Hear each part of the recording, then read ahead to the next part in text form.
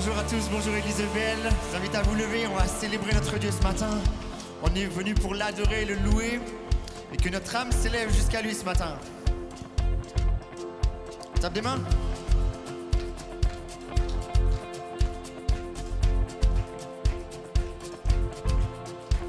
Lève-toi mon âme et souviens-toi, tout mon péché, il l'a enterré. Ce n'est plus moi qui vis, c'est Christ qui vit en moi. J'étais mort mais je suis passé de l'ombre à la lumière. Hey!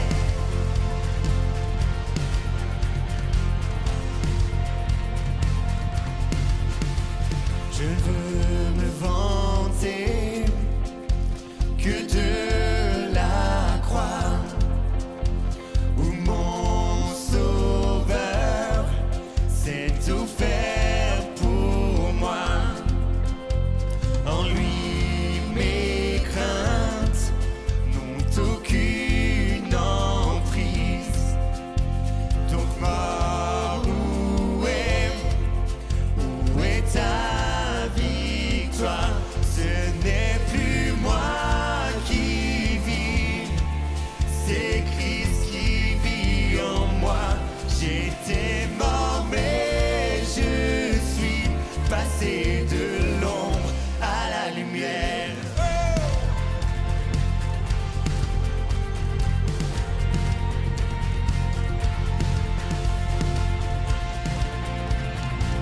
Alléluia. C'est ta lumière, Seigneur, que nous voulons ce matin. Tout en moi veut t'adorer.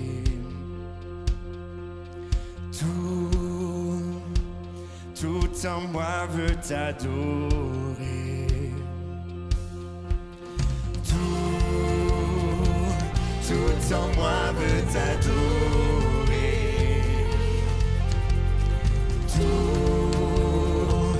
Tout en moi veut t'adorer. Tout en moi, tout en moi, tout en moi veut t'adorer.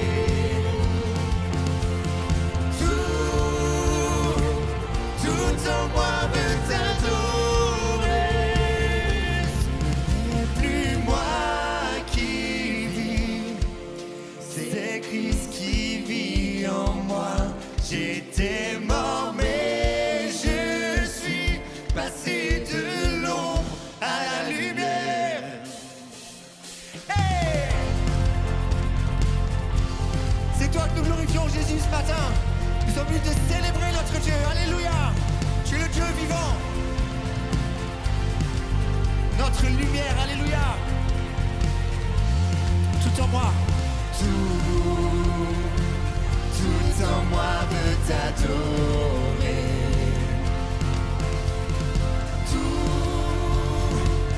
Tout en moi veut t'adorer. Tout en moi, tout en moi veut t'adorer. Tout en moi, tout en moi veut t'adorer. Alléluia.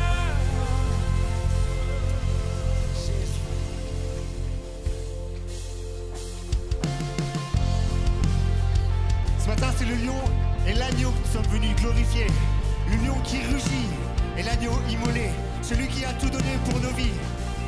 Il vient sur les nuées, les rois du monde s'inclineront.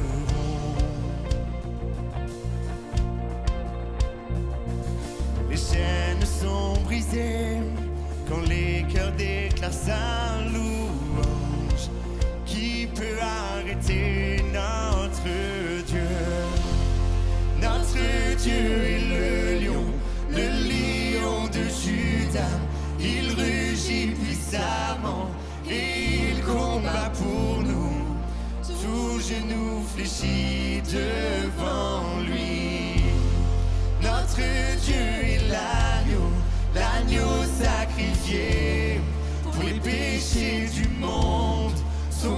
sang fut versé, tout genou fléchit devant le lion et l'agneau, tout genou fléchit devant lui.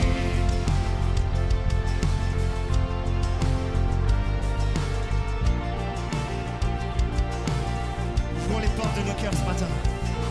Ouvrez grand les portes, laissons entrer le roi des rois. C'est Dieu qui vient sauver et libérer tous les captifs. Qui peut arrêter notre Dieu? Notre Dieu est le lion de Juda. Il rugit puissamment et il combat pour nous. Tout genou fléchit devant lui. Notre Dieu est l'agneau sacrifié pour les péchés du monde. Son sang fut versé, tout genou fléchit devant le lion et l'agneau, tout genou fléchit devant lui. Nous t'adorons Jésus, mais qui peut t'arrêter? Qui peut t'arrêter? Lion de Juda. Qui peut arrêter notre Dieu? Qui peut arrêter notre Dieu? Qui peut arrêter notre Dieu? Qui peut arrêter notre chante église? Qui peut arrêter notre Dieu? Qui peut arrêter notre Dieu? Qui peut arrêter notre Dieu? Qui peut arrêter? Notre Dieu est le lion de Juda. Il rugit puissamment et il combat pour nous. Tout genou fléchit devant lui. Notre Dieu est l'agneau sacrifié pour les péchés du monde. Son sang fut versé, tout genou fléchit devant le lion et l'agneau. Tout genou fléchit devant lui.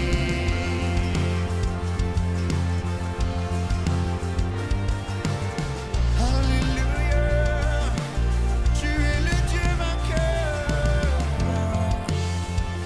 Nul ne peut t'arrêter, notre Dieu. Nul ne peut t'arrêter. Peu importe ce qui est dans notre vie aujourd'hui, peu importe ce qui pèse sur notre vie ce matin, rien ne peut t'arrêter, Jésus. Tu as tout remporté. Alléluia. Alléluia. Ce matin, nous voulons déclarer que notre Dieu est amour et son amour est parfait. Alléluia.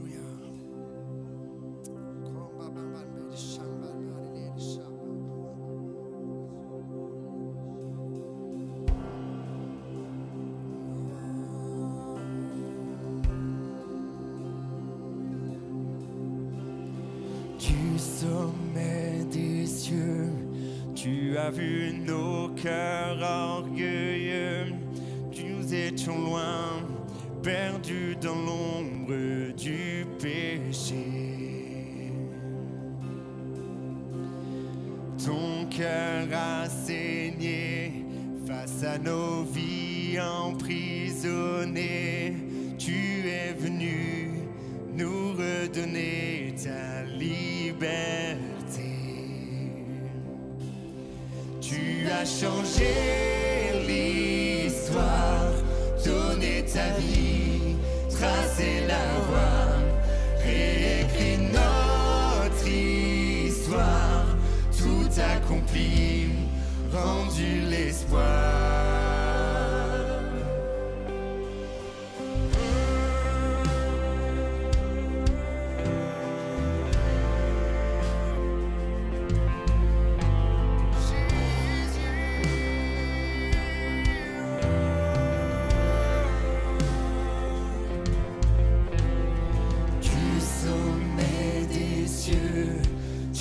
vu nos cœurs orgueilleux, nous étions loin, perdus dans l'ombre du péché.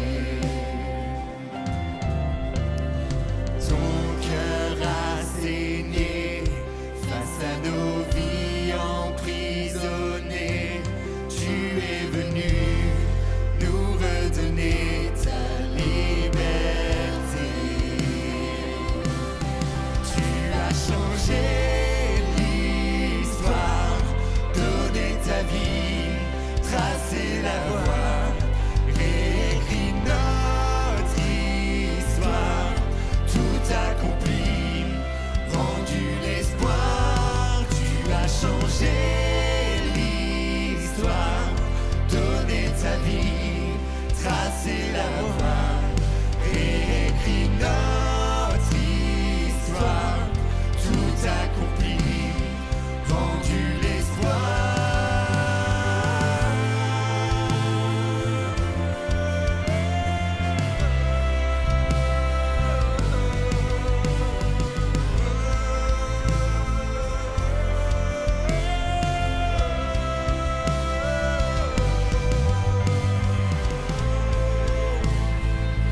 Par son amour, il a fondé l'espoir en toi.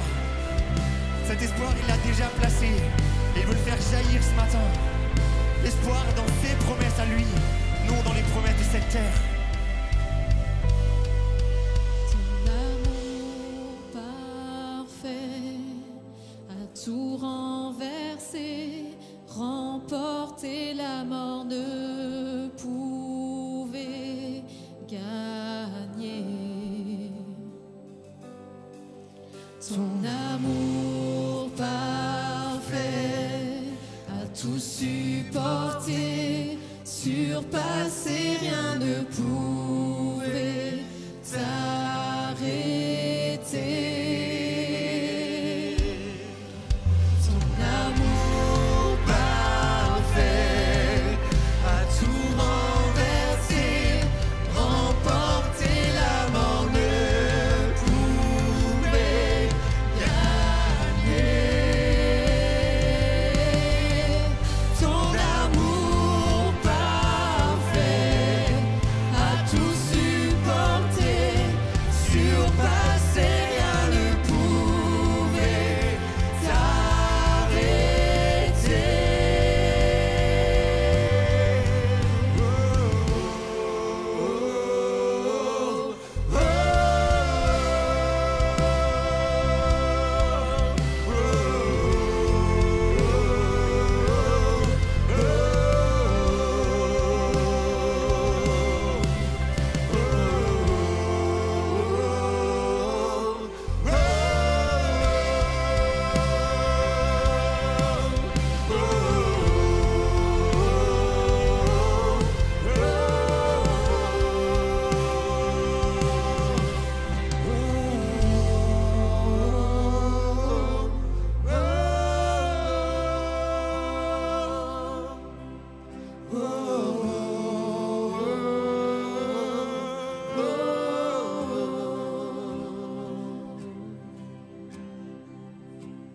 Jésus, là-haut dans les cieux, ton nom est couronné de gloire. Tu as chassé l'obscurité par ta lumière. Ici dans ce lieu, nos voix célèbrent ta victoire. Tu t'es offert, unissant le ciel et la terre. Ton amour parfait a tout renversé, remporté la mort de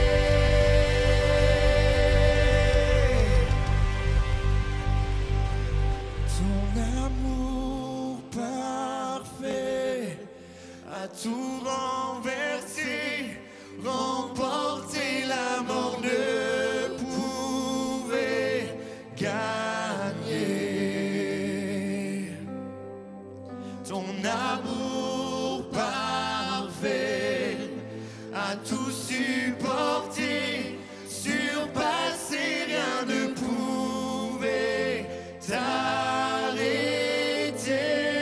Ton amour parfait, ton amour parfait, à tout renverser, remporter la mort ne pouvait gagner.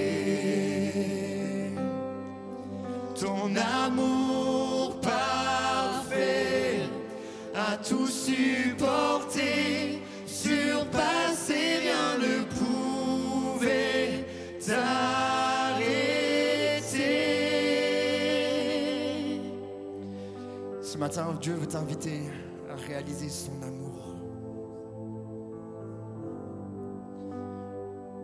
Dieu, le seul et l'unique, le Dieu créateur, celui qui a tout créé, l'infiniment grand et l'infiniment petit. Ce Dieu qui s'est fait chair, né dans une étable, Jésus, par amour pour toi, il est mort à la croix. Parce que depuis la création, l'homme est pécheur.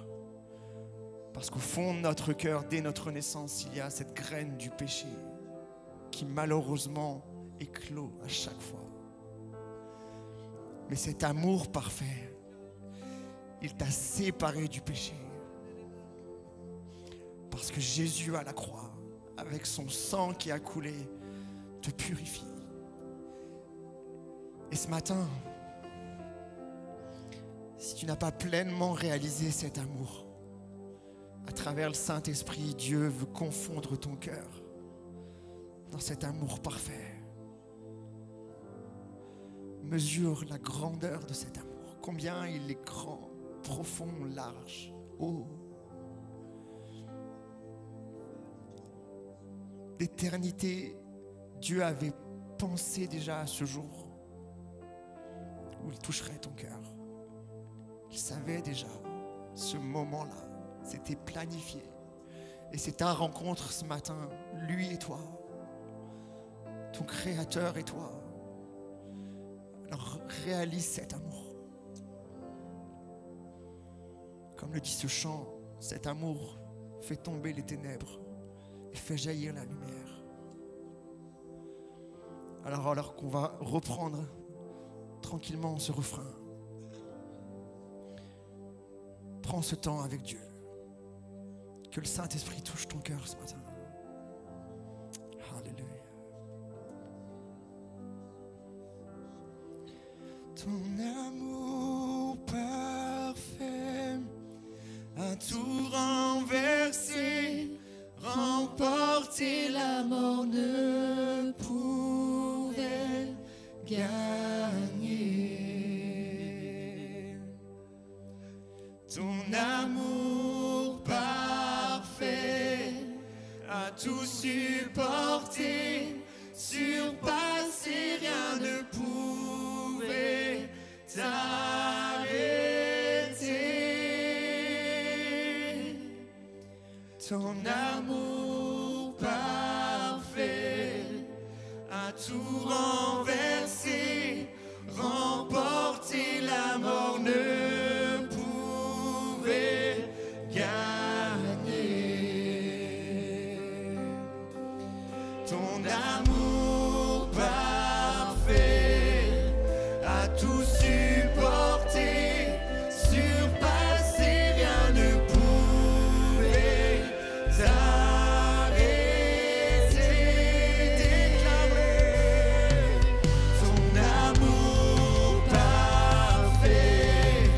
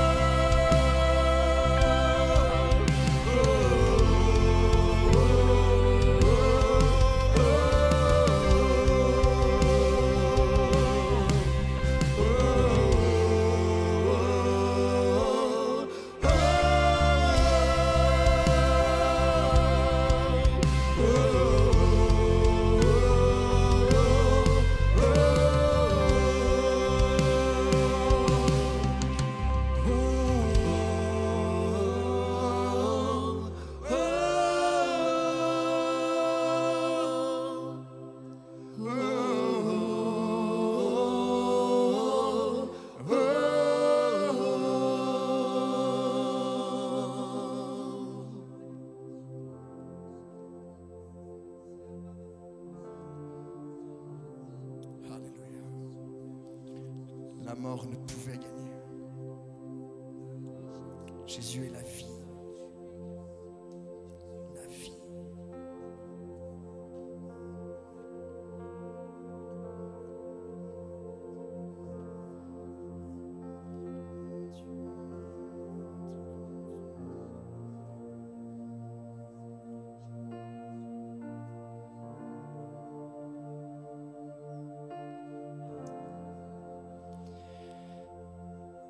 Ce matin, si tu sens que ta barque elle est chahutée, que ta vie elle est bousculée, que tu as le sentiment d'aller de droite et de gauche, mais finalement sans objectif, sans vision, sans phare pour t'éclairer, Dieu est celui qui veut éclairer ton chemin.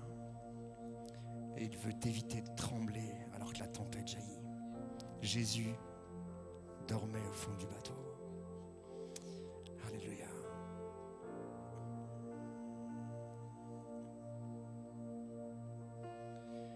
En Dieu est notre confiance. Et par ton amour immense, nous ne tremblerons pas. Nous ne tremblerons pas, nous ne tremblerons pas.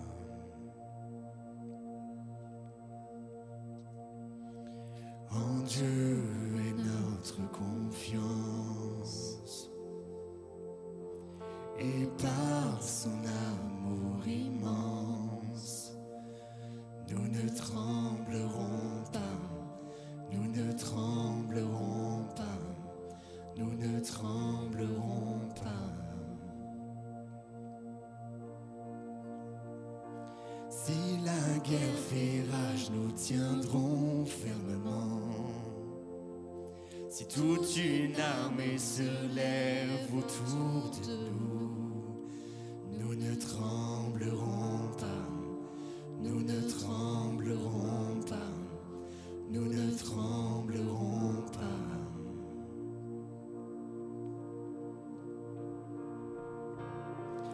Et même au plus fort de l'obscurité, nous ne tremblons pas, nous n'avons pas peur. L'espoir se lève comme la lumière du jour, car Dieu est pour nous, il a triomphé. En Dieu confiance, et par son amour immense, nous ne tremblerons pas, nous ne tremblerons pas, nous ne tremblerons pas. En Dieu, en Dieu, en Dieu est notre confiance. Et par son amour immense, nous ne tremblerons pas, nous ne tremblerons pas, nous ne tremblerons pas.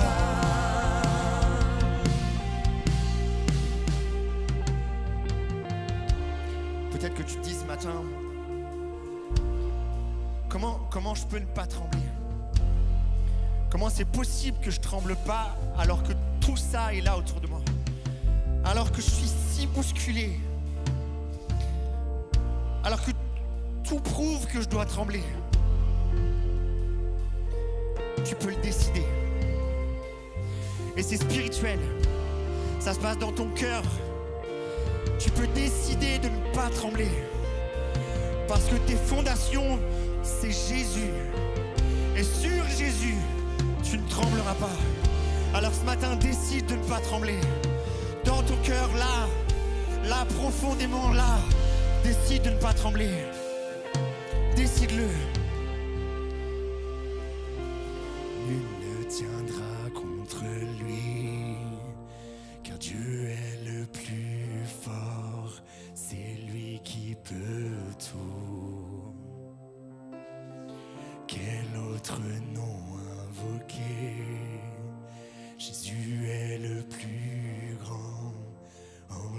je peux tout. Nul ne tiendra contre lui, car Dieu est le plus fort, c'est lui qui peut tout. Quel autre nom invoquer? Jésus est le plus grand, en lui je peux tout. Chante-le. Nul ne tiendra contre lui, car Dieu est le plus fort, c'est lui qui peut tout. Décide ce matin, décide. Quel autre nom invoquer? Jésus est le plus fort, en lui je peux tout. En Dieu, en Dieu, en Dieu est notre confiance, et par son amour immense, nous ne tremblerons pas, nous ne tremblerons pas, nous ne tremblerons pas.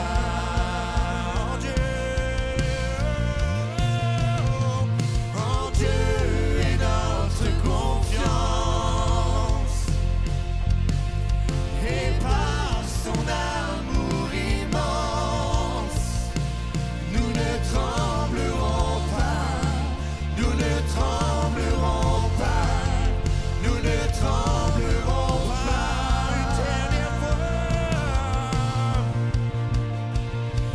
En Dieu est notre confiance, déclare-le ce matin.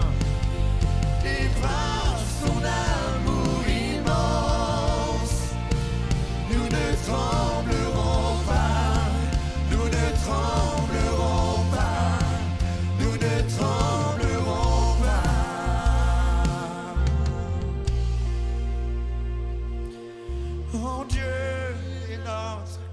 En Dieu est notre confiance, et par son amour immense, nous ne tremblerons pas, nous ne tremblerons pas, nous ne tremblerons pas. En Dieu est notre confiance, et par son amour immense, nous ne tremblerons pas, nous ne tremblerons pas, nous ne tremblerons pas. Gloire à Dieu, gloire à Dieu.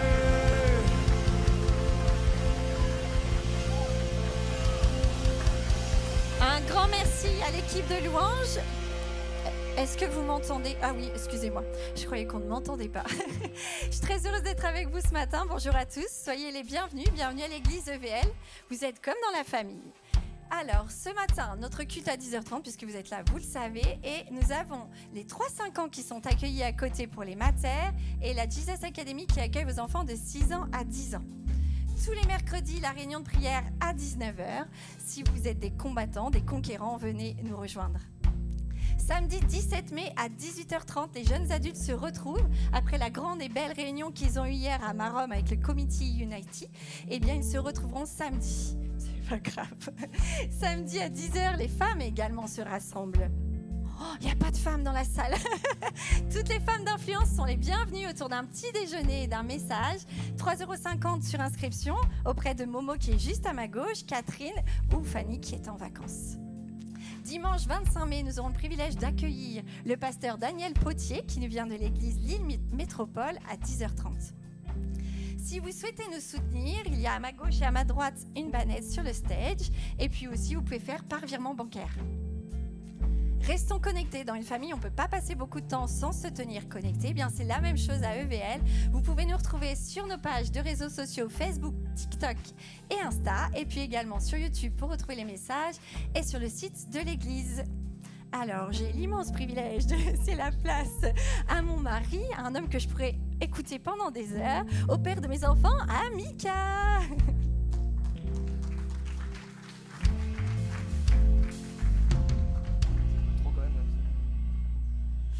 Merci ma femme. Elle vient juste de casser mon intro. Effectivement, je voulais me présenter et dire que j'ai l'honneur d'être le mari d'Hélo. C'est une petite blague entre nous parce qu'à chaque fois que qu'elle se présente, en tout cas que quelqu'un arrive pour la voir et qu'elle dit qu'elle s'appelle Élodie en tout cas, la personne dit oui, je sais pas trop. La femme de Mika. Ah oui, ça c'est la femme de Mika, etc. Donc c'est pour ça que là je voulais lui rendre hommage. Je suis le mari d'Hélo. Et en tout cas, pour ceux qui ne me connaissent pas, je m'appelle Mika. Est-ce que tu peux mettre un peu de lumière, s'il te plaît, dans la salle? Pour ceux qui ne me connaissent pas, je m'appelle Mika. Je suis responsable des ados ici à EVL. On a le privilège de servir avec ces jeunes-là, avec l'équipe, avec Popo, Evan et puis Steve, auprès des ados. Et donc, j'ai l'honneur ce matin de démarrer la nouvelle série qu'on va avoir pendant plusieurs dimanches sur Esther. Tout le monde connaît Esther dans la Bible? Ouais, une femme au destin extraordinaire. Alors, j'ai pas vu le visuel que So a fait. C'est encore une fois très joli. Et on a décidé avec l'équipe d'intituler cette série Esther, la force tranquille. Donc, je voulais dire aussi, Pasteur Manu et Fanny sont en congé. Effectivement, Hello l'a dit dans les annonces, mais ils sont partis pour quelques jours se reposer. Et on souhaite que Dieu les fortifie. Ils nous ont envoyé des photos ce matin là, de leur petit déjeuner. Ça avait l'air pas mal quand même, au bord de la plage. Donc passer un culte au bord de la plage au petit-déj, c'est quand même pas mal au Maroc. Hein. Donc voilà, on prie que Dieu les bénisse. On est heureux d'avoir ce couple pastoral avec nous en tout cas. Et que Dieu les bénisse, les fortifie, qu'ils reviennent en forme. Et donc je disais, on a voulu travailler avec les prédicateurs Emmanuel sur cette femme, Esther, cette jeune femme qui n'avait rien de plus que les autres, mais qui a une destinée extraordinaire. Et merci Morico, je ne sais pas si tu es descendu, mais merci Morico pour ces chants, puisque j'ai intitulé mon message de l'ombre à la lumière. Et je ne sais pas si vous avez fait attention, mais dans tous les chants ce matin, il y avait l'ombre, il y avait la lumière qui est apparue. Et ça m'a encouragé, je me suis dit, ok, bon, je suis dans la bonne direction, ça c'est cool. Parce que mon message ce matin, et ce que je voulais dire, vraiment ce qui était sur mon cœur très fort, c'est que Esther, c'est la providence de Dieu, et on va parler de ça ce matin, de la providence divine. C'est la providence de Dieu qui va la propulser dans son appel et sa destinée. Quelque chose qu'elle n'avait pas du tout imaginé, mais que Dieu lui avait déjà imaginé. Et au sein des circonstances, même au sein de l'opposition, Dieu va tracer son chemin et Dieu va mettre son plan en action. Et c'est vraiment ça la vie chrétienne pour moi. Pour nous, en tout cas, c'est ça.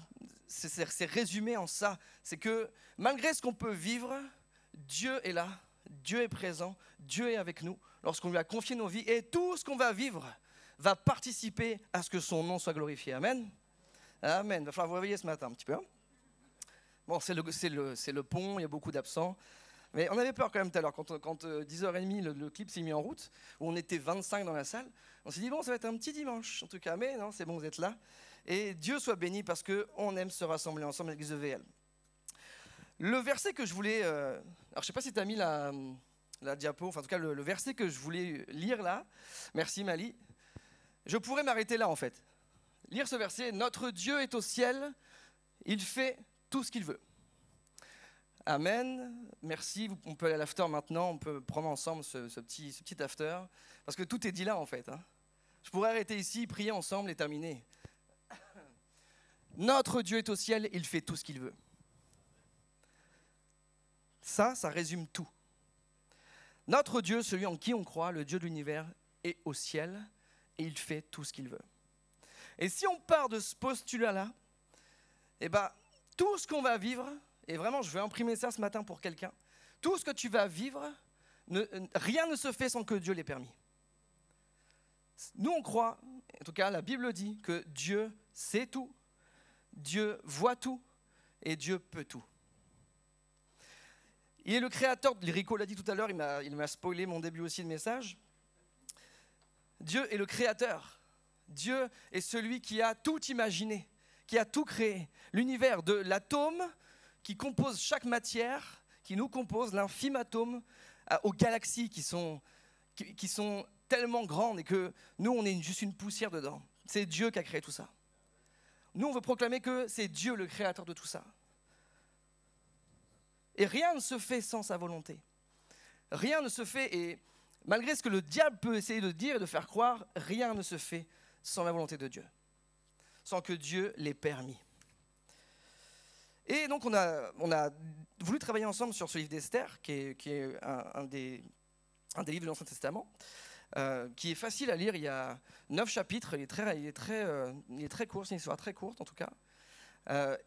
Et ce livre, il a une particularité par rapport aux autres livres de la Bible, c'est que le nom de Dieu n'y est jamais mentionné. Ceux qui lisent la Bible le savent, mais ceux vous qui ne connaissez pas, dans la Bible, Dieu est le personnage central. Dieu, Jésus sont les personnages centraux de la Bible. C'est la parole de Dieu. Si j'écris un livre sur moi, je vais mettre mon prénom dedans. D'accord ? Si quelqu'un écrit ma biographie, il va utiliser le nom de Michael, Mika. Okay ? Et donc la Bible, c'est Dieu qui parle. Et pourtant, dans ce livre-là, Esther, vous pouvez le relire, jamais le nom de Dieu n'apparaît. Jamais. Même, il n'est jamais mentionné. Il n'y a jamais de mention à Dieu, il n'y a jamais de rapport à Dieu. Jamais. Et pourtant, dans cette histoire qui est extraordinaire et qui est très importante pour les Juifs, on va en venir après, Dieu est présent dans toute l'histoire. C'est comme si Dieu n'était pas présent physiquement, mais qu'il orchestrait tous les événements. Et en fait, quand j'ai travaillé ça, j'ai préparé, on en parlait tout à l'heure avec Momo, quand j'ai préparé ça, je me suis rendu compte que c'est exactement comme dans nos vies.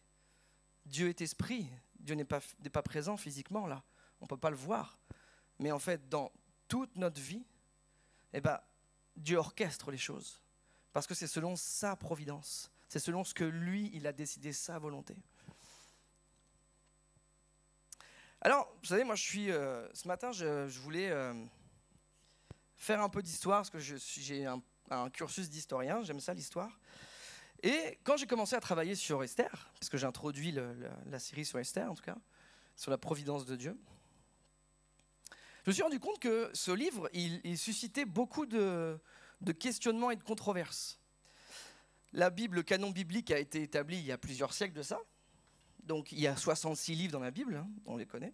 On apprend aux enfants et on essaie d'apprendre aux ados d'ailleurs la petite chanson sur les livres de la Bible qu'on a appris quand on était petits nous à l'école dimanche. Donc il y a tous ces 66 livres de la Genèse à l'Apocalypse, en passant par les prophètes, en passant par les livres historiques, par les psaumes, les livres poétiques, les évangiles, la vie de Jésus, les lettres des apôtres aux églises. Et dedans, on a ce livre Esther. Et le problème, c'est que ce livre, jusqu'au 4e siècle de notre ère, puisque l'histoire se passe au 5e siècle avant Jésus-Christ, d'accord, sous l'empire du roi Assuérus, ou Xerxès en grec, ce livre, il a toujours été polémique, parce que Dieu n'y apparaît pas. Vous savez que les catholiques, l'Église catholique a ajouté d'autres livres dans leur Bible qui s'appellent les livres apocryphes. C'est-à-dire que ce sont des livres, il y a Maccabée, il y a Tobie, il y a Judith, ce sont des livres qui n'ont pas été reconnus comme authentiques, c'est-à-dire écrits sous l'inspiration de Dieu, par le Saint-Esprit. Il y a plus de 40 auteurs dans la Bible. Plus de 40 personnes ont écrit. Et c'est ça qui est extraordinaire avec ce livre, c'est que 40 personnes, hommes, femmes, ont écrit ce livre, et pourtant, il n'y a aucune contradiction. J'avais montré une fois aux ados, il y a plus de 60 000, je crois, interconnexions entre les différents livres. De choses qui se recoupent, alors que les gens ont vécu des périodes différentes, des centaines d'années d'écart. Et pourtant, rien n'est contradictoire dans la Bible. Et pourtant, ce livre-là, en fait, il suscite depuis des siècles les questionnements des théologiens et sur son inspiration. Martin Luther, Martin Luther qui a initié la Réforme, a dit cette phrase qui est... Quand je l'ai lu, je me suis dit, ce livre est moins digne que n'importe lequel de figurer dans le canon des Écritures. Lui, il n'aime pas du tout Esther. Okay, Martin Luther ne croyait pas en l'authenticité du livre d'Esther. Pourtant, il l'a quand même laissé dans le canon biblique, puisque les réformés ont leur Bible, il l'a laissé. Parce que jusqu'au 4e siècle, encore une fois, de notre ère, les théologiens, les docteurs de l'Église ont hésité vraiment à intégrer ce livre dans le canon ou pas. Et je me suis dit, c'est vraiment étonnant, parce que nous, on croit, et la Bible dit que toute écriture est inspirée de Dieu. Ce livre-là, on croit que c'est la parole de Dieu, qui est inspirée. Il n'y a pas d'erreur, il n'y a pas de faute, il n'y a pas de choses mal interprétées ou choses. La Bible, c'est la parole de Dieu. Et donc, si ce livre y est, c'est que c'est la parole de Dieu. Parce que même les gens remettaient en cause cette histoire, disant que l'histoire d'une jeune femme qui sauverait son peuple d'un génocide, puisqu'on parle de ça, je vais pas spoiler mes copains qui vont prêcher après, mais histoire d'une jeune fille qui va sortir de nulle part, qui va être mise par son cousin qui l'élève, et qui va devenir la reine de tout l'empire perse. Ça fait un peu film hollywoodien, avec tout le complot qu'il va y avoir, les rebondissements, etc. Et donc certains ont dit que cette histoire était complètement inventée, qu'elle servait, puisque la fête qui est célébrée en l'honneur d'Esther s'appelle la fête de Pourim pour les Juifs. Et cette fête-là, c'est une des plus importantes, avec Pâques. C'est-à-dire qu'ils célèbrent le fait que les Juifs ont été sauvés du génocide et ont été vainqueurs de leurs ennemis. Donc tous les ans, les Juifs célèbrent Pourim, qui célèbre donc la reine Esther et ce qu'elle a fait. Et donc on a dit qu'effectivement c'était peut-être plutôt du patriotisme juif d'avoir créé cette histoire et d'avoir donné à Esther un rôle de sauveur en fait pour son peuple. Et comme je voulais faire un peu, je voulais introduire et montrer que l'historicité, c'est-à-dire l'authenticité de ce livre est vraie, j'ai trouvé 5 arguments que les gens donnent pour dire que ce livre n'est pas vrai, qui remettent en doute l'authenticité d'Esther. Parce que si ça remet en doute, ça veut dire que la Bible n'est pas forcément vraie. Et ça, c'est impossible. Premièrement, la reine donc si on lit, le premier chapitre, le roi Assuérus, qui est Xerxès, Assuérus c'est de l'hébreu, il donne un festin et il demande à la reine de venir à ce festin. Donc un festin qui dure des semaines, avec beaucoup d'alcool. Donc on imagine comment ça devait être à ce moment-là. Et donc la reine ne veut pas venir. Et la reine s'appelle Vashti. Sauf que Hérodote, qui est un historien grec de l'Antiquité, ne donne pas ce nom. N'appelle pas la femme, puisqu'il y a les annales, etc. Donc les historiens ont noté.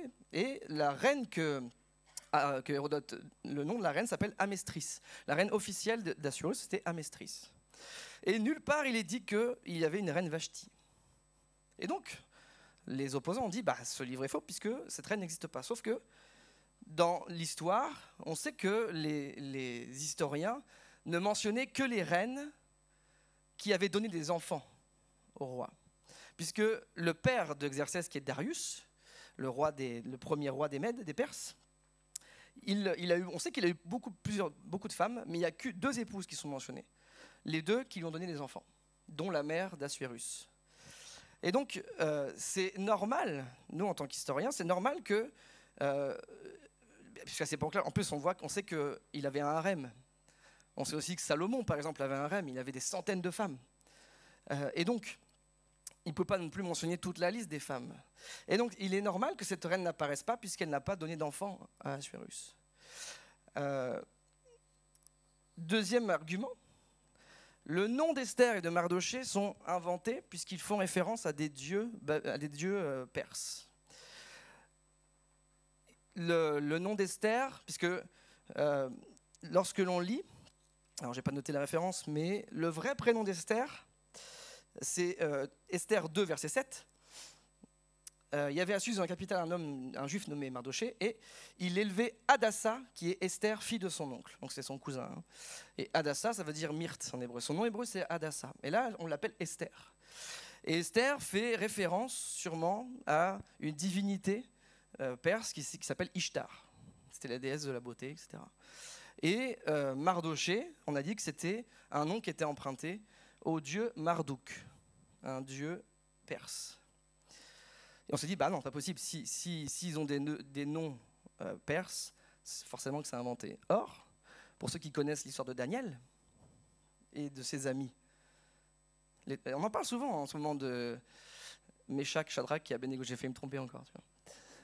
On en parle souvent en ce moment de ces gars-là. Et ça fait écho à Daniel, qui c'était des jeunes nobles hébreux qui se sont retrouvés à Babylone avec Nebuchadnezzar, et on a changé leur nom.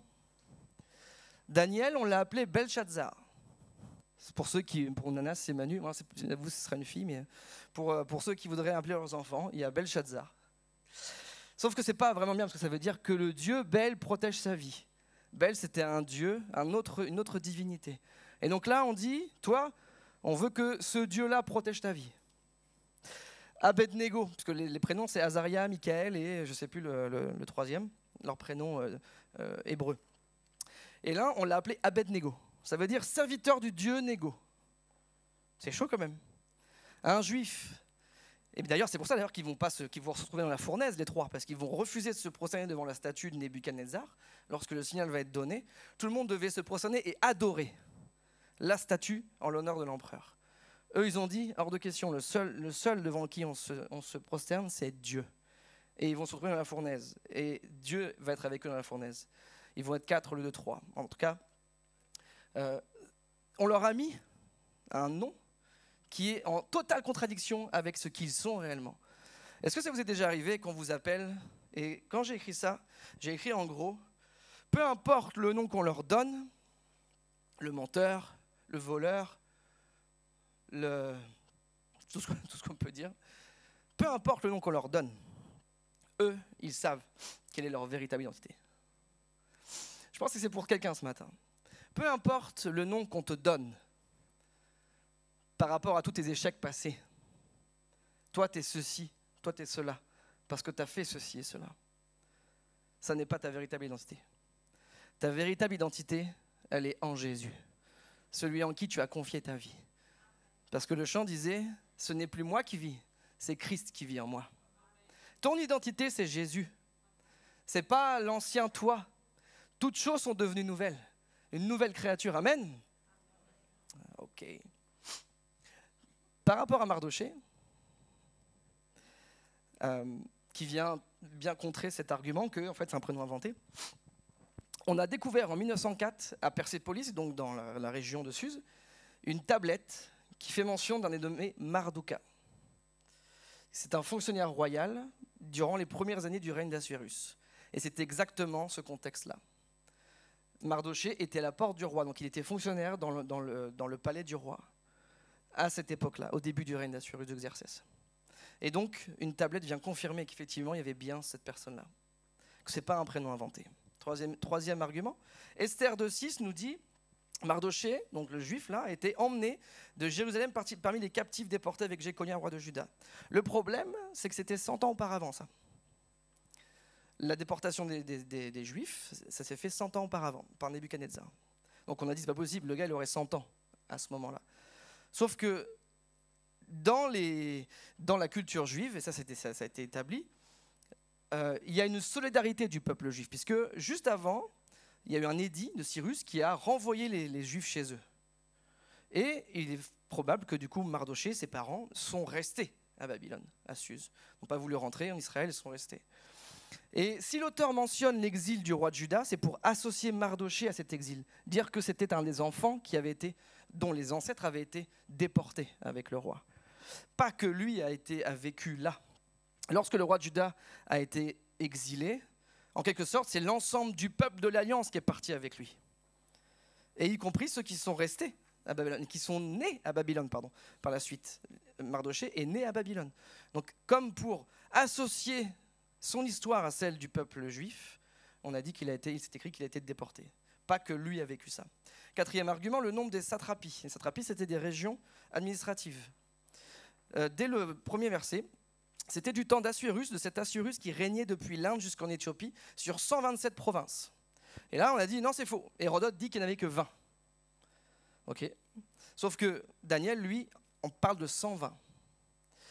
Et pour ceux qui ont vu un peu le film 300, c'est ce roi-là. Bon, pas du tout le même, parce que l'exercice à ce moment-là est un peu, c'est un peu exagéré, on va dire.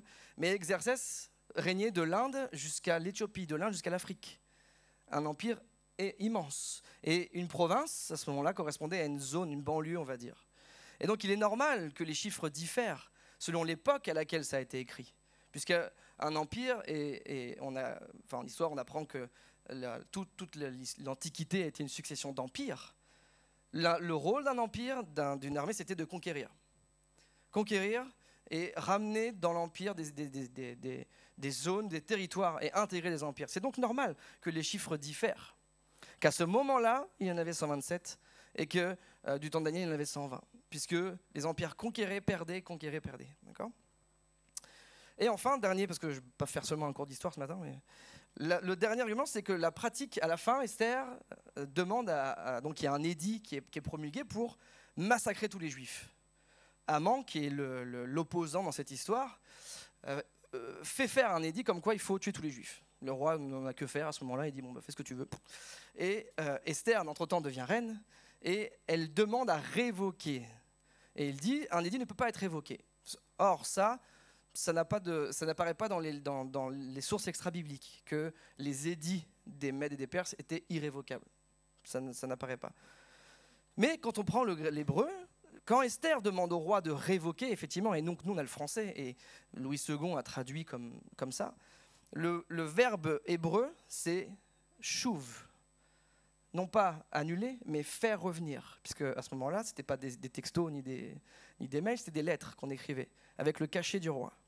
Et donc l'empire était tellement immense que des hommes partaient à chevaux dans toutes les directions pour donner les lettres, pour qu'elles soient lues. Et là, Esther, elle ne demande pas de les annuler, elle demande de les faire revenir pour empêcher. Et c'est pour ça que le roi dit, on ne peut pas, non pas les révoquer, on ne peut pas les faire revenir, puisque c'était déjà, le texte avait déjà été promulgué plusieurs jours auparavant et lu déjà. Et donc, ce qui va se passer, bon là, je vous donne la fin de l'histoire, vous la connaissez déjà, c'est qu'il va promulguer un autre édit disant « les Juifs ont le droit de se défendre ». Puisque l'autre édit avait été déjà promulgué. On ne peut plus faire machine arrière, on ne peut pas faire supprimer et c'est terminé. Et donc, les lettres qui avaient été envoyées n'ont pas pu être retournées, mais d'autres lettres ont été envoyées comme quoi les Juifs pouvaient se défendre. Et en fait, c'est pour ça que les Juifs célèbrent cette fête, puisque c'est pour eux une grande délivrance, où ils vont se défendre face à leurs ennemis et être vainqueurs. Alors, est-ce que finalement c'est juste une histoire ? Parce que je sens que vous êtes très attentifs, comme mes élèves. Est-ce que finalement là c'est juste une super histoire où, ok, on pourrait en faire un film d'ailleurs. Parce que ce qui est étonnant dans ce livre, c'est que le nom du roi, donc Assuérus, apparaît 180 fois. 187, je crois. 187 fois le nom du roi païen dans la Bible. Comme pour glorifier cet homme-là. C'est pas normal, c'est pas logique. Et Dieu, 0 fois. C'est pas normal. Que l'auteur ait tellement insisté sur le nom d'Assuérus et mis de côté Dieu, le nom de Dieu. Trouver deux réponses potentielles à ça. C'est que la fête de Pourim, je disais tout à l'heure, pour les Juifs, est extrêmement importante. C'est une fête qui est parmi l'une des plus importantes avec la Pâque, puisque ça marque leur délivrance. Et donc, le livre d'Esther était lu ce jour-là. Et vous savez, enfin pour les chrétiens, savent que les Juifs ont un respect immense pour le nom de Dieu. Ils ne le prononcent pas, jamais. Il y a seulement le tétragramme, YHWH. Nous, les Européens, on l'a traduit par Yahweh, Yahvé, les Américains par Jéhovah. Mais il ils ne prononcent jamais le nom de Dieu, puisqu'ils ont trop peur de le prendre en vain. Et donc, comme ce livre devait être lu, une des raisons potentielles, c'est qu'il ne fallait pas que le nom de Dieu apparaisse, pour ne pas le profaner. C'est la première raison. La deuxième, c'est que, et moi celle-là, elle me plaît bien quand j'ai lu ça, pas moi, hein, je l'ai lu, c'est que l'auteur est inconnu, on ne sait pas qui c'est. Mais il aura voulu volontairement multiplier le nom du roi. On a l'impression qu'il dirige tout, là, Assuérus, du début à la fin. Hein. C'est lui qui répudie sa femme, qui prend Esther, c'est lui qui donne l'édit, c'est lui qui l'enlève. Et c'est comme si l'auteur avait voulu multiplier exprès le nom pour dire c'est lui qui fait. Et c'est un peu ça, en fait, la vie des gens qui ne connaissent pas Dieu et qui croient qu'en fait, ils maîtrisent tout. C'est moi qui fais, je me suis fait tout seul. Vous avez vu cette phrase-là, hein, je me suis fait tout seul, moi. Oui. Lui, c'était pareil, il croyait s'être fait tout seul. Il croyait tout diriger. Mais en fait, l'auteur a voulu taire le nom de Dieu qui, lui, réellement dirige tout. Parfois, dans ta vie, tu as l'impression que Dieu est absent. Que Dieu n'est plus là. Mais Dieu dirige tout. Dieu dirige tout par sa providence. Et ce Dieu invisible, là, dans ce texte, pourtant, du début à la fin, il dirige tout. Et c'est tellement ça, la vie. C'est tellement ça, la vie, en fait.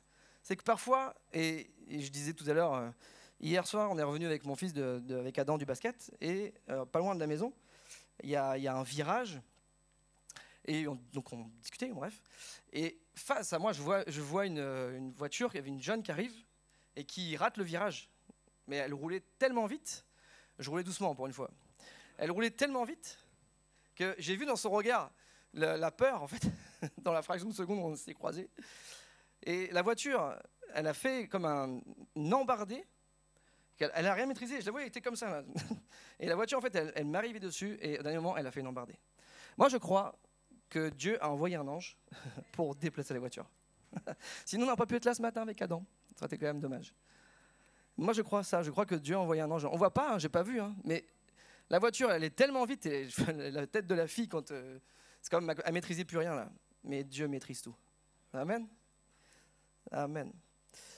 Et lorsque Mardoché va exposer le plan d'Aman, là je reviens à mon message, lorsque Mardoché va exposer le projet qu'a Aman, parce qu'il déteste tellement Mardoché, Aman, parce qu'il ne s'est pas prosterné devant lui, qu'il veut tuer tout le monde. Ce qui est intéressant, c'est que ce Aman-là, on dit qu'il était agagite. Le passage nous dit qu'il était d'Agag. Agag, si on remonte un petit peu dans l'histoire, c'était un roi que le roi Saül a combattu. Et quand Saül a battu Agag, Dieu avait dit au travers de Samuel, tu dois tuer, dévouer par interdit. C'est-à-dire tuer le roi notamment. Et Saül ne l'a pas fait. Et ce gars-là est un descendant de ce roi-là. Lorsqu'on laisse du péché dans nos vies, tôt ou tard, ça revient. Et si Saül avait obéi à Dieu à ce moment-là, il n'y aurait pas eu cette histoire. En tout cas, ce gars-là. Puisqu'il est descendant d'Agag. Comme d'ailleurs, Mardoché est descendant de Saül, puisqu'il est descendant de Kis, le père de Saül. C'est étonnant l'histoire quand même, hein, les coïncidences. Et juste, je voulais lire Esther 4, verset 14 avec vous. Je tourne ma Bible. Esther 4, 14. Là, Mardoché, il est au courant qu'il y a un complot. Là, enfin, en tout cas, Esther n'a pas l'air forcément au courant de ça. Et il va dire à Esther, donc il dit en gros, si tu dis rien, là, il va lui dire, il faut que tu ailles voir le roi pour lui dire que tu es juive et qu'il doit nous sauver. Et il dit, si tu te tais pas, nous allons périr. Et qui sait, si ce n'est pas pour un temps comme celui-ci que tu es parvenu à la royauté? Qui sait? Dieu sait. Amen. Qui sait si ce n'est pas pour un temps comme celui-ci que tu es parvenu à la royauté? Et en fait, c'est là qu'Esther va aller voir, alors que c'est interdit. Elle ne devrait pas se présenter. Elle y va. Le roi lui tend son sceptre. Et moi, je m'arrête là parce que sinon je vais spoiler encore. Mais le roi lui tend son sceptre et elle va sauver en fait son peuple. Et ça a rapport avec ce que je vais développer rapidement, la providence de Dieu. C'est-à-dire que Dieu est au contrôle de tout et que Dieu sait tout et voit tout. Et le mot providence, il n'apparaît pas dans la Bible, mais en français, ça a deux mots, le préfixe pro et la racine vidence. Okay, pro, ça veut dire avant. Pro, ça veut dire avant. Et vidence vient du latin videre, qui veut dire voir. Et donc, en fait, la providence, c'est Dieu qui voit avant. C'est de voir les choses avant qu'elles n'arrivent. Et forcément, on sait que c'est un attribut de Dieu, l'omniscience. Dieu sait tout. Et Dieu, lui, étant hors du temps, il a créé le temps et il s'y est intégré pour nous. Mais Dieu est hors du temps, il est de toute éternité. Et donc, Dieu, lui, il est hier, aujourd'hui, demain. Il n'a pas les limites de temps. Donc Dieu voit tout, Dieu sait tout. Et c'est tellement réconfortant, je ne sais pas si ça vous fait cet effet-là, mais moi je me dis c'est tellement réconfortant de savoir que ma vie, Dieu savait déjà avant que mes parents soient ensemble, Dieu savait déjà quand je suis né, Dieu sait déjà quand je vais mourir et tout ce qui va se passer à l'intérieur. Et donc au final, pourquoi s'inquiéter? Si je décide de faire confiance à Dieu pour ma vie, en sachant que lui, il a déjà le début et la fin. C'est comme si Dieu il voyait un match de foot, il connaît déjà le résultat. Il n'a pas besoin de jouer, lui. Mais il laisse les gens jouer quand même. C'est pour ça, d'ailleurs, pour les sportifs, là, pour les gars, pour Élisée, là-bas, pour Samuel, c'est comme je vois que vous discutez, du coup... J'ai aimé ça. Non, c'est Élise ou c'est Adam? C'est Adam, en plus, c'est même pas Élisée. Tu parles alors que je parle, mon fils. Ouais, d'accord, super. Il y a un sportif, Kaka, un Brésilien, qui est chrétien. Et je fais une parenthèse qui n'a rien à voir, hein, mais il disait, lorsqu'il jouait, il ne demandait pas à Dieu de gagner. Mais alors qu'il était très très bon, hein, Kaka, c'était un footballeur exceptionnel. Mais quand il arrivait sur le terrain, il ne demandait pas à Dieu de gagner. Il demandait à Dieu de le protéger de toute blessure. Parce que l'important, c'est pas de gagner. Bon, nous, Coubertin, l'esprit Coubertin, on est un peu des losers en sport par rapport à ça, les Français. Parce que c'est pas de gagner, c'est de participer. Non, le but, c'est de gagner, hein, Minou, on est d'accord. Mais, en tout cas, Kaka disait, moi, je prie pour que Dieu me garde et que j'ai un bon témoignage. C'est pas toujours arrivé, parce qu'il reste quand même humain. Mais, en tout cas, il demandait à Dieu, non pas la victoire, mais de le protéger. Et, au final, le mot providence, littéralement, ça veut dire voir à l'avance. Dieu voit à l'avance. Dieu voit les choses avant qu'elles ne se produisent. Et donc, comme il est souverain, je voulais boire mais j'ai pas bu, comme il est souverain, qu'il est au contrôle de tout ce qui se passe dans l'univers, rien ne peut se passer sans qu'il le permette et sans qu'il soit au courant. Même les choses que tu penses que Dieu n'est pas au courant, Dieu est au courant. Puisque Dieu les avait déjà vues et Dieu les avait déjà prévues et permises. Il a établi toutes les règles physiques. Et ça qui est extraordinaire avec Dieu, c'est que pour toi, pour moi, Dieu pourrait même changer les règles physiques.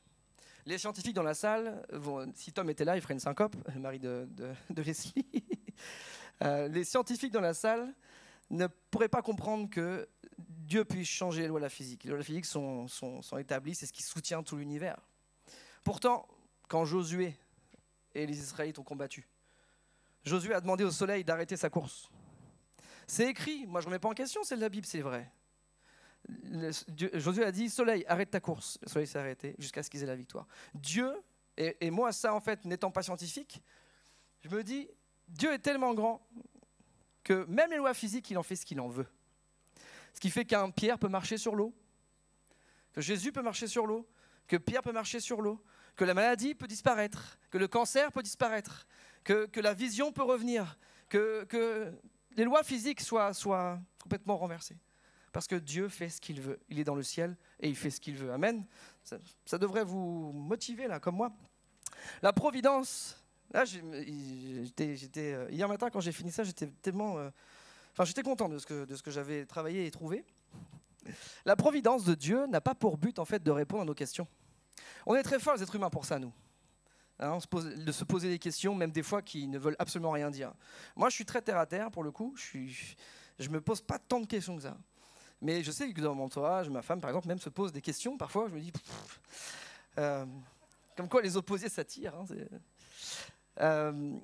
mais la providence de Dieu, elle n'est pas là pour répondre à toutes nos questions. Pourquoi ci, pourquoi ça, pourquoi je vis ça, pourquoi il m'est arrivé ça. La providence de Dieu, elle est là pour mettre en lumière les éléments qui vont permettre de comprendre quelle est la volonté de Dieu.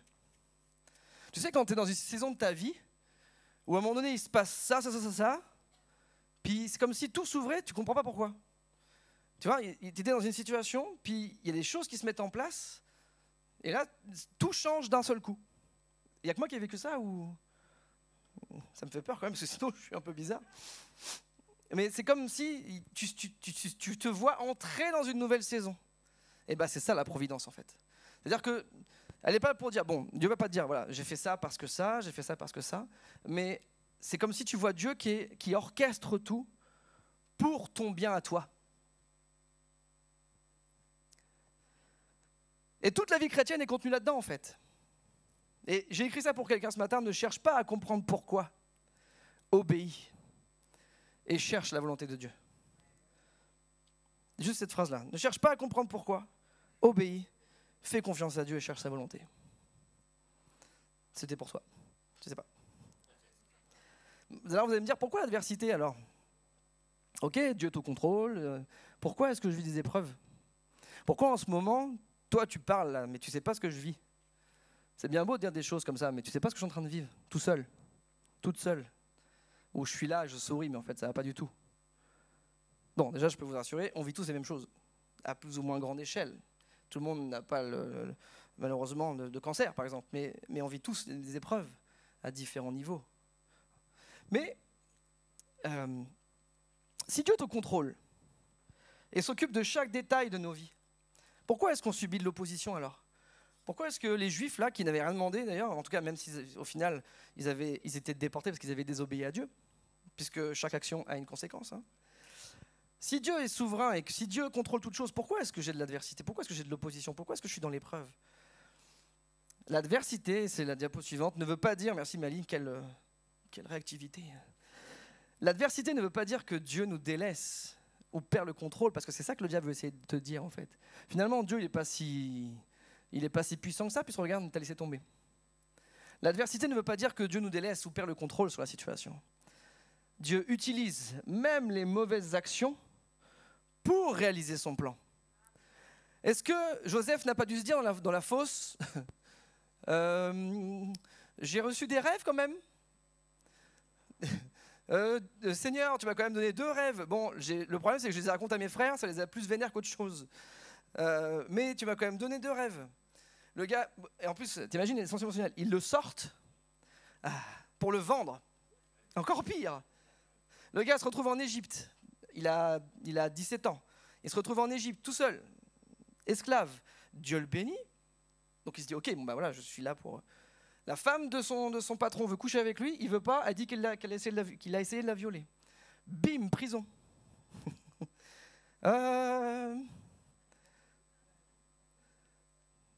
Bon, ok. Il est dans la prison, le gars il reste fidèle quand même. Hein. Le chef de la prison le prend soin de lui. Il y a deux fonctionnaires du pharaon qui arrivent, parce qu'ils ont fait des trucs chelous, donc ils se sont retrouvés en prison.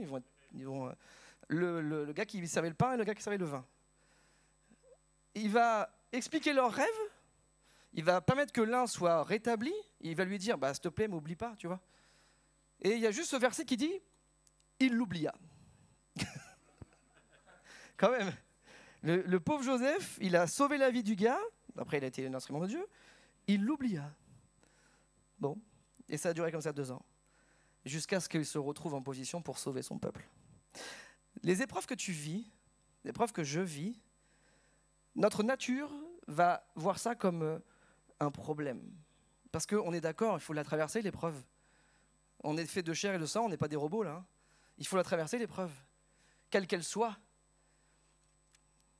Mais l'épreuve, si Dieu la permet, c'est pour t'amener là où il veut. Donc, c'est pour ça que Jacques dit, voyez ça comme un sujet de joie. On s'est dit, moi, quand je lisais ça, des fois, je me disais, mais Jacques, voyez comme un sujet de joie et diverses afflictions auxquelles vous êtes... ok. Mais oui, parce qu'en fait, si tu réalises que tout n'est que dû à la providence de Dieu, parce que Dieu le permet et que c'est dans sa volonté pour que tu arrives là où il veut que tu sois, ça va passer, ça va aller. Parce qu'il va te donner aussi la force de pouvoir traverser cette épreuve. Elle ne sera jamais au-dessus de tes forces. C'est la Bible qui le dit. Romains 8, 28, Paul dit que nous savons du reste que toute chose concourt au bien de ceux qui aiment Dieu et qui sont appelés selon son dessein. Nous savons, c'est pas nous croyons, nous supposons, c'est nous savons. Et on connaît la vie de Paul. Pour ceux qui lisent la Bible, on sait ce que Paul a traversé là. Le gars, il a été battu, il a été lapidé, laissé pour mort, il s'est relevé. Il a vécu un naufrage, il a failli mourir en mer. Nous savons, ce n'est pas une hypothèse pour Paul, c'est une assurance. Nous savons, c'est basé sur ces expériences et ce que tu vis va fortifier ta foi, non pas te mettre à terre. Que toute chose, pas seulement quelques détails, pas seulement les gros trucs où tu vas changer de travail, toute chose, tout, parce que rien n'est laissé au hasard. Et je voulais écrire ça, que rien n'est laissé au hasard dans la vie. Le hasard, c'est Dieu qui se déguise. C'est pas moi, ça c'est une phrase que j'ai trouvée aussi. J'ai trouvé ça intéressant. Il n'y a pas de hasard dans la vie, ça n'existe pas. Dieu est au contrôle. Et je veux te le répéter ce matin, Dieu est au contrôle, amen. Rien n'est laissé au hasard. Parce que tout ça va concourir à ton bien. Parce que Dieu dit que j'ai des projets de bonheur pour toi. Pas de malheur, des projets de bonheur. Dieu a des projets de bonheur pour son peuple. Et malgré tous les malheurs, toutes les épreuves, l'acharnement du diable qui voudrait te détruire, Dieu se sert de n'importe quelle circonstance pour t'amener là où il veut et pour que tu sois dans le bonheur. Amen. Maintenant, la contrepartie, c'est de chercher sa volonté. Parce que Dieu est un père. Et ce qu'il demande, c'est l'obéissance à ceux qui l'aiment et qui sont appelés selon son dessein. Qui sont-ils ceux-là? Qui sommes-nous? Ceux qui cherchent la volonté de Dieu. Parce que le constat, il est frappant, hein, entre le début du livre, où Haman, il est tout puissant, on ne sait pas comment, mais il est le deuxième, en gros, c'est le premier ministre, c'est le vizir, donc le premier ministre du roi. Il fait ce qu'il veut, le gars. Il dit au roi, bah, lui, enfin, il lui a pas dit, mais lui, il ne s'est pas prosterné, je veux qu'ils meurent tous. Et le roi dit, vas-y. Donc, on a l'impression, et parfois, peut-être que dans nos vies, on a l'impression que ceux qui nous détestent, ceux qui ne nous aiment pas, font ce qu'ils veulent. Et que nous, on est chrétiens, et on subit. Je sais pas, tu parlais de Jacqueline de voisin la dernière fois, je sais pas. On subit. On n'a rien demandé, et puis il se passe ça, on subit. Mais pourtant, donc je disais que ce gars-là a été placé parce qu'il était le descendant de Agag. Donc je le dis trop tôt, mais moi c'est pas grave. En tout cas, il a une haine pour Mardochée qui vient de nulle part, parce qu'il a été blessé dans son orgueil, et donc il veut le tuer. Et si on prend la fin du livre, c'est Mardochée qui se retrouve dans sa propre maison. C'est Mardochée qui a été élevé, lui Haman a été réduit à néant, et c'est Mardochée qui a même eu sa maison et qui est à sa place. Dis-toi que les gens qui t'en veulent sont déjà blessés à l'intérieur, sont jaloux, et que bien souvent, c'est toi qui te retrouves à la position où eux voudraient être. Parce que c'est Dieu qui fait ce qu'il veut avec qui il veut. Amen. Et la providence de Dieu, elle se manifeste même dans des détails insignifiants. Le refus de Vasti, qui ne va pas vouloir venir. La beauté d'Esther, parce qu'elle était belle. La Bible nous dit qu'elle était belle de taille et de figure. Le hasard du sort, parce que Pourim, en fait, la fête, elle vient du fait qu'on a jeté le sort pour donner le mois où les Juifs seraient massacrés. Et donc, ça a été le 12e mois qui a été désigné. Mais ça a été retardé jusqu'à la fin, étonnamment, pour que l'autre édit soit fait et que les Juifs soient protégés. C'est Dieu qui a lancé le dé, hein, qui en tout cas qui a dit ce sera celui-là. Rien n'est laissé au hasard. L'insomnie du roi, parfois les insomnies pour ceux qui dorment très mal, c'est souvent Dieu qui veut te parler. Moi, j'en ai pas trop. Je dors très bien. Mais c'est, comme on disait tout à l'heure avec Rico, c'est vrai que quand tu prêches, quand tu chantes, bien souvent la veille, tu as du mal à dormir. Parce que c'est quand même un combat. Hein. On n'est pas juste là pour passer un bon moment. Là. Il y a un combat dans les cieux en ce moment. Là. Pour quelqu'un qui est ici, qui découvre qui est Jésus, qui vit des choses dans sa vie, des épreuves, c'est pas juste fun là. Hein. Il y a un combat.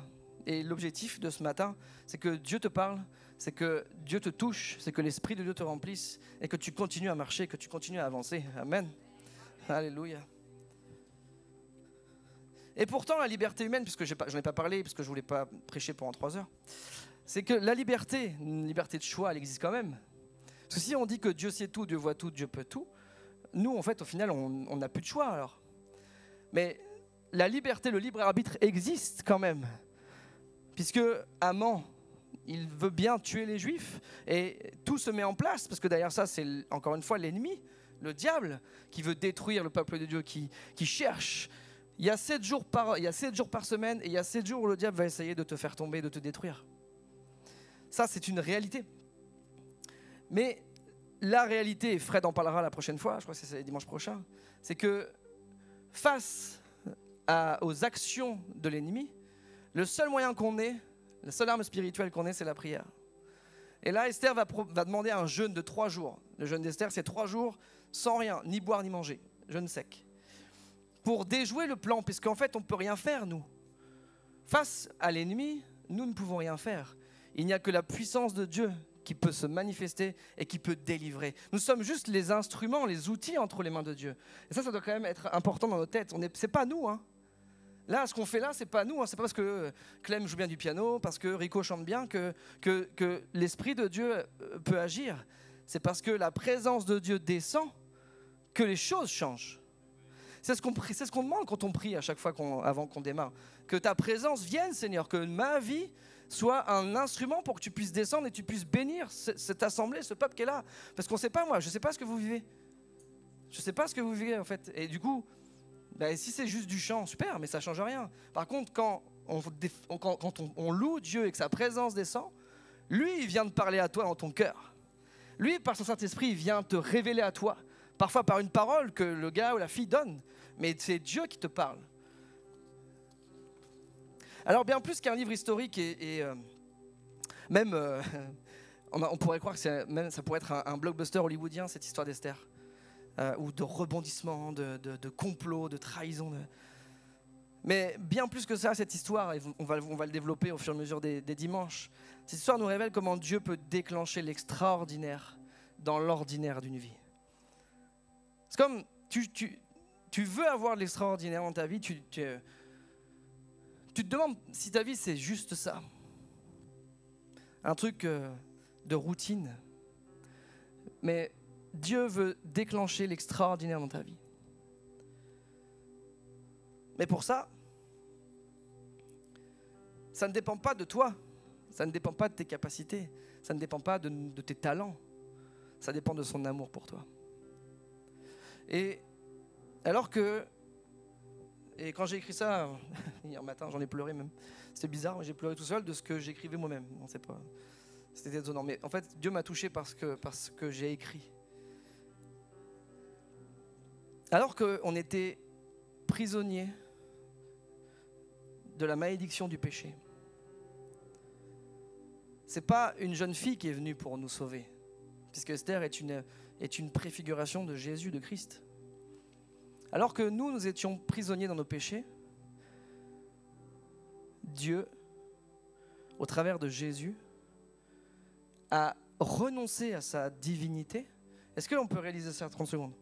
C'est que pour toi, et c'est pour ça que ça m'a tellement ému hier, pour moi et pour toi, Dieu n'a pas hésité en Jésus à quitter sa gloire, à venir en tant qu'homme, à s'humilier, parce que pour Dieu, c'est s'humilier de prendre forme humaine. Lui qui est le créateur, il devient créature. De prendre notre humanité, de mourir de la pire des manières à la croix. Et j'ai noté ça, et je prie vraiment que ça a un écho dans votre cœur ce matin. Jésus a accepté d'être plongé dans l'ombre de la mort pour que toi, tu n'aies plus jamais à quitter la lumière de sa présence. Jésus a accepté. Et ça met tellement en relief ce qu'on vit. Jésus a accepté d'être plongé dans l'ombre de la mort 3 jours, de tout supporter, de tout prendre sur ses épaules, de même voir son Père détourner le regard, de devenir péché pour toi et pour moi, afin que toi et moi, on n'ait plus jamais à quitter sa présence et sa lumière, afin que le péché n'ait plus jamais d'emprise sur nos vies, sur ta vie. Est-ce que quelqu'un peut se lever avec moi ce matin? Est-ce que quelqu'un peut réaliser là, pendant qu'on va chanter ce chant-là, que la lumière est venue dans le monde pour que l'ombre de la mort et du péché n'ait plus jamais d'emprise sur ta vie? Est-ce qu'on peut commencer à prier? Est-ce qu'on peut commencer à fermer les yeux et je veux prier que l'Esprit te visite puissamment maintenant. Je prie que l'Esprit de Dieu te révèle c'est quoi son amour pour toi. C'est quoi sa destinée pour toi? Où est-ce qu'il veut t'emmener? Où est-ce que Dieu veut que tu ailles? Ce qu'il veut que tu fasses? Que tu aies 12 ans, 15 ans, 20 ans, 30 ans, 70 ans.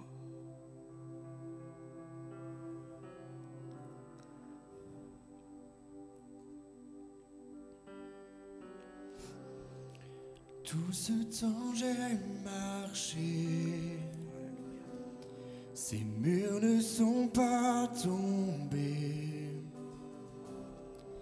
mais jamais tu ne m'as laissé. Comme une prière ce matin, dis-lui ces paroles. Oh Dieu, j'attends de voir éclater ta victoire, car jamais tu ne m'as laissé.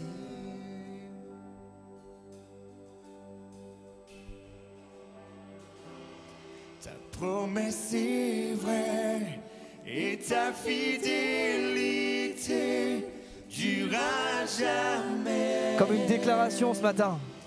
Gardé par ta main, comme une proclamation ce matin, amen. Sur ton chemin, tu ne faillis jamais. Le Dieu créateur est avec toi, alléluia. La nuit disparaîtra, ta parole s'accomplira. Mon cœur chantera tes louanges.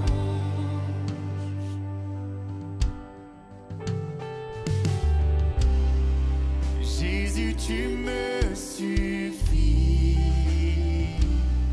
Ton amour est mon abri. Mon cœur chantera tes louanges.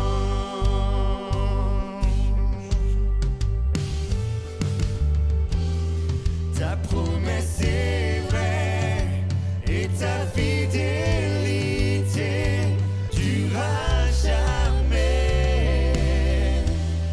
Gardé par ta main, conduit sur ton chemin, tu ne faillis jamais.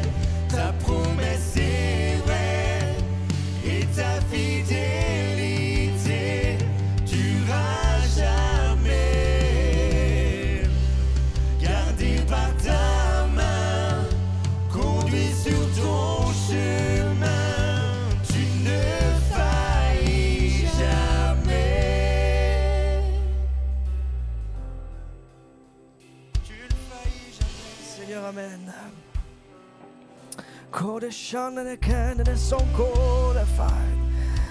Alléluia. Tu vois cette épreuve qui est devant toi ce matin. Regarde cette épreuve qui est devant toi ce matin.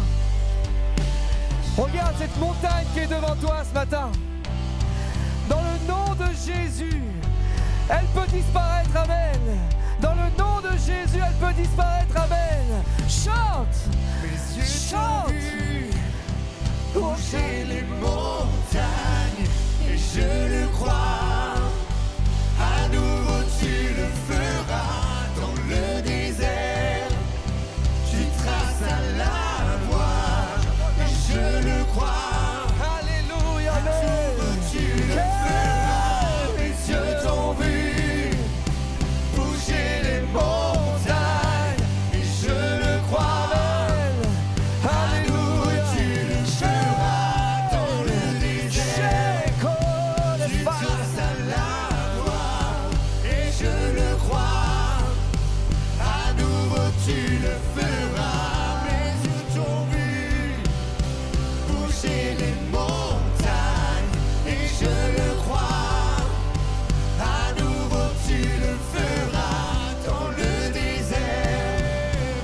Tu traces la voie et je le crois. À nouveau tu le feras. À nouveau tu le feras.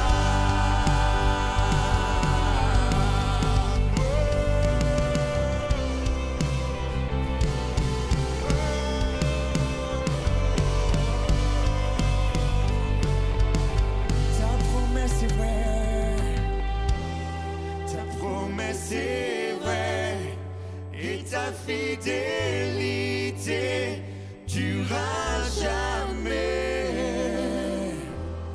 Gardé par ta main, conduit sur ton chemin, tu ne faillis jamais.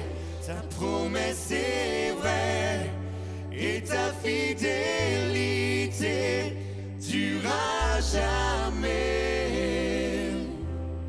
Gardé par ta main, conduit sur ton chemin, tu ne faillis jamais. Alléluia, alléluia. Tu ne faillis jamais.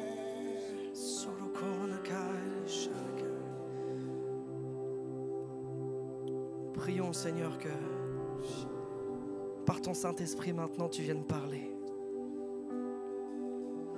Plus que la voix d'un homme, Seigneur, plus que des paroles humaines, que ce soit ton esprit qui parle ce matin. C'est notre prière pour ceux qui ne te connaissent pas, pour ceux qui te découvrent seulement, pour ceux qui ont besoin de repartir sur le chemin, pour ceux qui sont blessés, brisés. Que ton esprit leur parle, Seigneur. Que toi tu viennes la lumière dans les ténèbres de leur vie, Seigneur. Ce matin, je prie pour chaque âme dans ce lieu. Chaque personne, chaque homme, chaque femme. Parce que personne n'est inconnu pour toi. De notre naissance à notre mort, tu nous connais, Seigneur. Et tu nous aimes. Alors je prie ce matin que tu puisses faire briller la lumière de ta face dans nos vies.